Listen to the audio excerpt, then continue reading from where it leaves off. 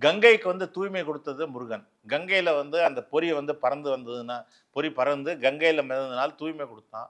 நீ வந்து என்னையும் முருகா நீ எனக்கு மதியினால் எனக்கு இந்த வாட்டம் அகன்று மேலும் மேலும் தெளிவு பெறதுக்கு நீ எனக்கு குடுக்கக்கூடாதா? இந்த நல்ல வழிய எனக்கு எனக்கு உணர்ந்து இது இப்படி நட, இப்படி வாழ்வின் பயனுடையதா செய் இது செய்யி அப்படிங்கிறது இந்த பிறப்பு, இறப்பு கோடுகள் நீங்கி இன்பம் பெற வேண்டும். அப்படிலாம் மதிகெட்டு நான் அறவாடி நிற்கக்கூடாது அப்படிங்கிறது நீ எனக்கு செய்யக்கூடாதா அப்படிங்கிறது என் வாழ்நாள் நல்லா வீணாக்காம நான் செய்யக்கூடிய நன்மைகளை எல்லாம் நான் பண்றதுக்கு நீ எனக்கு ஹெல்ப் பண்ணக்கூடாதா அப்படிங்கிறது தான் அவருடைய வேண்டுகோள். நதிபுத்திரனா கங்கை கங்கை நதியில வர்றது தான் நதிபுத்திர. அந்த கங்கை நதி வந்து கங்கை நதி திருக்குமாரேம்பாரு. அவர் வந்து என்ன பண்றாரு, கங்கை நதியில வந்து கீழ வந்து அவர் வந்து உருவம் எடுத்துட்டு வராரு.